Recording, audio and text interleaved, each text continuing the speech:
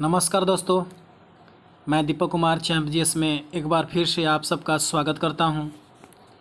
जैसा कि बहुत दिनों से हम वीडियो आपके सामने नहीं लेकर के आ रहे हैं और आज हम बायोलॉजी से संबंधित सवाल एक पॉइंट है, इसमें हम महत्वपूर्ण प्रश्नों को यानी कि समाप्त करेंगे और इस वीडियो में अंत तक बने रहेंगे। मतलब इन प्रश्नों को दम किचकिल कर देना है तो कर देना है, ठीक है। मतलब धूरी बटा गर्दा कर देना है। इन प्रश्नों को ध्यान से देखेंगे और अंत तक इस वीडियो में बने रहेंगे। तो चलिए स्टार्ट करते हैं। पहला प्रश्न है कि लाल शैवाल को क्या कहा जाता है, ठीक है। लाल शैवाल को क्या कहा जाता है? देखिए दोस्तों, जो शैवाल है, शैवाल मुख्य रूप से 3 प्रकार के होते हैं।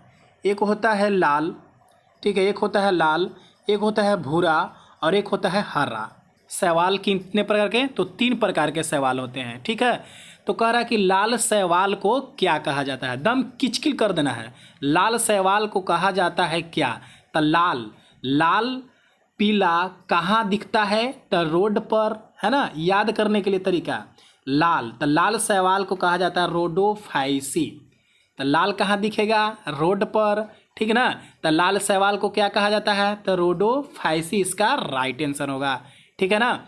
और अगर कह दिया जाए कि भूरे शैवाल को, तो भूरा, भूरा चीज जो क्या होता है? फरफराता है। तो भूरे शैवाल को फियोफाइसी कहते हैं। भूरे शैवाल को क्या कहते हैं? तो फियोफाइसी कहते हैं। इसे आप याद रखेंगे, ठीक है। और हरे शैवाल को क्लोरोफाइसी कहते हैं। इसे भी आप याद रखेंगे, ठीक है। तो लाल शैवाल को क्या कहा जाएगा? रोडोफाइसी। लाल, लाल पीला कहाँ रहेगा? तो रोड पर, रोडोफाइसी याद रख लेना है, ठीक है। और फरफराएगा कौन? तो भूरा रहेगा वो, माने भूरे शैवाल को फियोफाइसी कहते हैं। तो इसका राइट आंसर क्या होगा? तो लाल शैवाल को कहा जाएगा रोडोफाइसी। नेक्स्ट क्वेश्चन है, शैवालों का अध्ययन क्या कहलाता है? क्वेश्चन है कि शैवालों का अध्ययन क्या कहलाता है, ठीक है। तो इसका राइट आंसर होगा आपका फाइकोलॉजी। शैवालों का अध्ययन क्या कहलाता है? फाइकोलॉजी।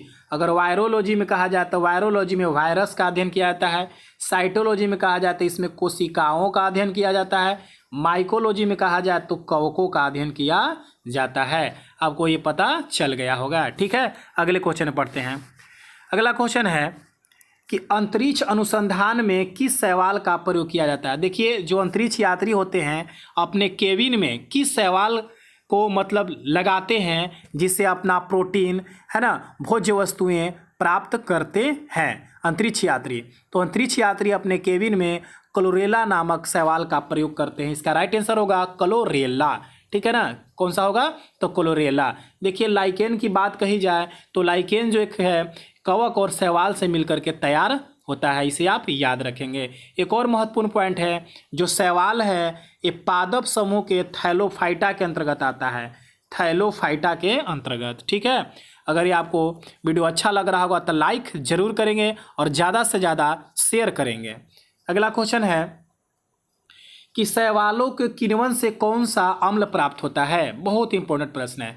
शैवालों को किण्वन से कौन सा अम्ल प्राप्त होता है? तो इसका राइट आंसर है आपका एसिटिक अम्ल। कौन सा अम्ल प्राप्त होता है? तो एसिटिक अम्ल प्राप्त होता है, ठीक है। टार्टेरिक अम्ल के बारे में जान लेते हैं कि इमली में जो है टार्टेरिक अम्ल है, और ऑक्जेलिक अम्ल जो आपका टमाटर वगैरह जो है इसमें ऑक्जेलिक अम्ल मिलता है, ठीक है। चलिए, अगला क्वेश्चन है, कौन से शैवाल में पोटेशियम क्लोराइड मौजूद रहता है? तो पोटेशियम क्लोराइड किस में मौजूद रहता है? तो देखिए, हमने बताया है कि शैवाल कितने प्रकार के होते हैं? तो 3 प्रकार के। भूरे शैवाल, तो भूरे शैवाल को क्या कहा जाता है?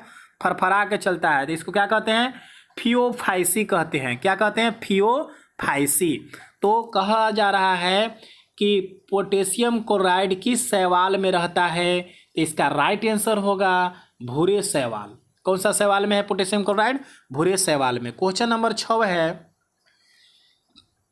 कि शैवाल किस पादप समूह के अंतर्गत आता है?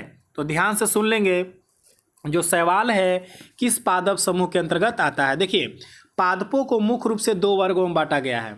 एक पुष्पहीन पादप जिसमें पुष्प नहीं होते हैं, एक पुष्पयुक्त पादप पादप जिसमें पुष्प होते हैं। तो पुष्पहीन पादप को हम कहते हैं क्रिप्टोगेम्स।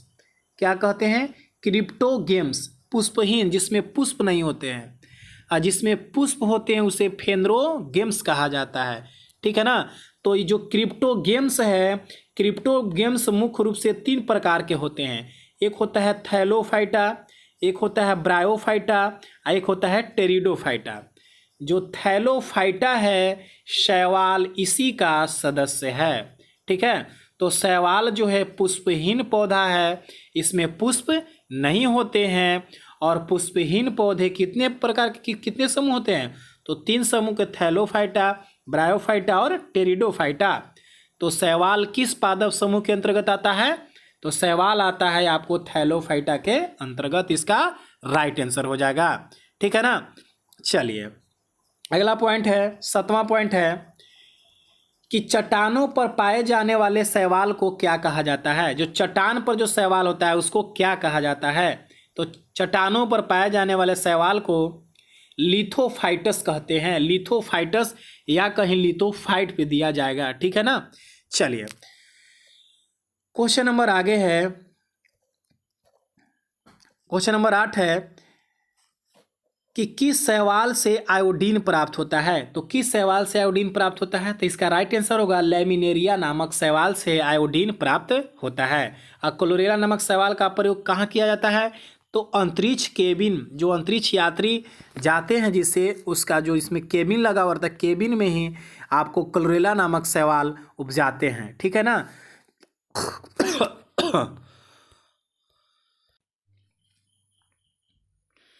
चलिए, तो किस शैवाल से आयोडीन प्राप्त होता है? तो इसका राइट आंसर होगा लैमिनेरिया नामक शैवाल से। क्वेश्चन नंबर 9 है, किस शैवालों को समुद्री सलाद कहा जाता है? देखिए ये शैवाल का उपयोग जापानी जो लोग हैं ना, सलाद के रूप में प्रयोग करते हैं। ठीक है। तो किस शैवालों को समुद्री सलाद कहा जाता है?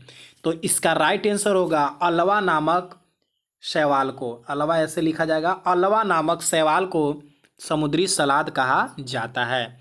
ठीक है ना। चलिए आगे हम लोग देखेंगे क्वेश्चन नंबर 10। देखिए इसमें थोड़ा सा एक और पॉइंट जान लेते हैं कि माइक्रोसिस्टिस जो शैवाल है सबसे बड़ा शैवाल है। सबसे बड़ा शैवाल को माइक्रोसिस्टिस कहा जाता है। सबसे बड़ा शैवाल का नाम है। ठीक है। चलिए क्वेश्चन नंबर 10 है कि इनमें से कौन सा विटामिन शैवालों में मौजूद नहीं रहता है? तो देखिए इसमें मुख्य रूप से 4 विटामिन मौजूद रहता है। ठीक है। एक ए रहता है, एक डी रहता है, एक ई रहता है, एक सी रहता है। तो के नामक विटामिन इसमें नहीं रहता है। ठीक है ना। के नामक विटामिन इसमें नहीं रहता है। क्वेश्चन नंबर 11 है कि नीलहरी शैवाल कहाँ पाया जाता है? तो देखिए नीलहरी शैवाल जो है ये भूमि की उर्वरता क्षमता को बढ़ा देता है। ठीक है ना। तो यह धान के खेतों में पाया जाता है। ठीक है। तो धान के खेतों में नीलहरी शैवाल पाया जाता है। इसका राइट आंसर हो जाएगा। अगला पॉइंट है 12, कृत्रिम ऊन किस शैवाल से प्राप्त किया जाता है? तो कृत्रिम ऊन जो है आपको सारगसम नामक शैवाल से प्राप्त किया जाता है। ठीक है। सारगसम नामक शैवाल से। अगर कहा दिया जाए कि बड़ा शैवाल का नाम क्या है, तो बड़ा शैवाल का नाम है माइक्रोसिस्टस और छोटे शैवाल का नाम है एस्टीबुलेरिया। एस्टीबुलेरिया छोटे शैवाल का नाम है, सबसे छोटा शैवाल है। ठीक है। क्वेश्चन नंबर 13 है कि चीन के निवासी किस शैवाल का उपयोग भोजन के रूप में करते हैं? चीन के निवासी जो है किस शैवाल का उपयोग भोजन के रूप में करते हैं? तो इसका राइट आंसर होगा नोस्टक नामक शैवाल का उपयोग भोजन के रूप में करते हैं। नोस्टक नामक शैवाल का उपयोग भोजन के रूप में करते हैं। ठीक है।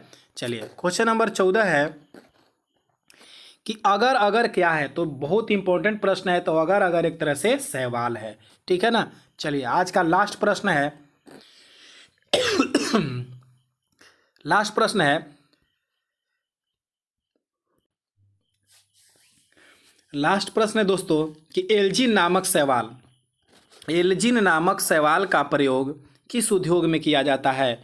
तो एल्जिन नामक शैवाल का प्रयोग आपको किया जाता है रबड़ उद्योग में। ठीक है। आपको यह वीडियो अच्छा लगा होगा तो लाइक ज़रूर करेंगे और ज़्यादा से ज़्यादा शेयर करेंगे। अगर मेरे चैनल पर नए होंगे तो प्लीज़ सब्सक्राइब ज़रूर करेंगे। ठीक है, तो मिलते हैं अगले वीडियो में। धन्यवाद।